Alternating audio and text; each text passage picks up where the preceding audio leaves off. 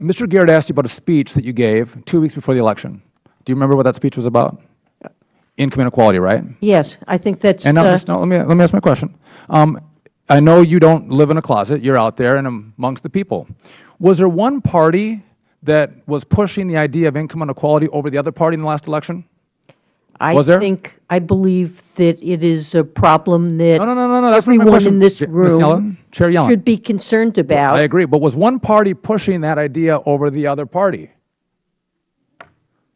I have heard politicians on both sides of the aisle lament rising income inequality and the plight of Chair Yellen, middle-class Americans. You are a smart chairman. Was one party pushing income inequality in the last election over the other party? Simple answer. I don't know. You don't know?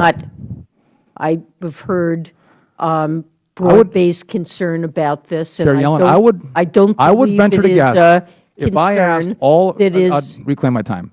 I would venture to guess, if I asked all of your staff behind you and everyone on either side of this aisle, what party made income inequality a political issue, I think we would all get it right. But today, you're not willing to tell us the answer to that very simple question. And you want to tell us, I'm not getting involved in politics.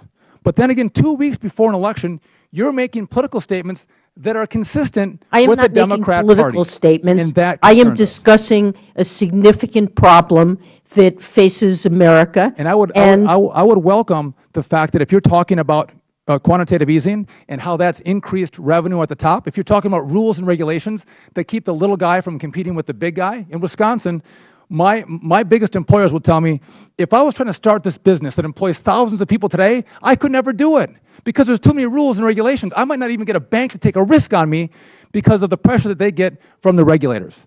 This is tough stuff. And so I hear you taking a Democrat line as opposed to, look at what's happened in the last 6 years.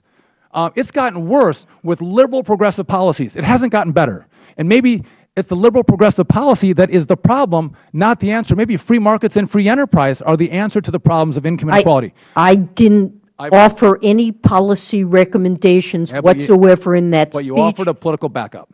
I pointed to trends. I only have 20 seconds. Discussed. Have you heard of a program called Operation Choke Point?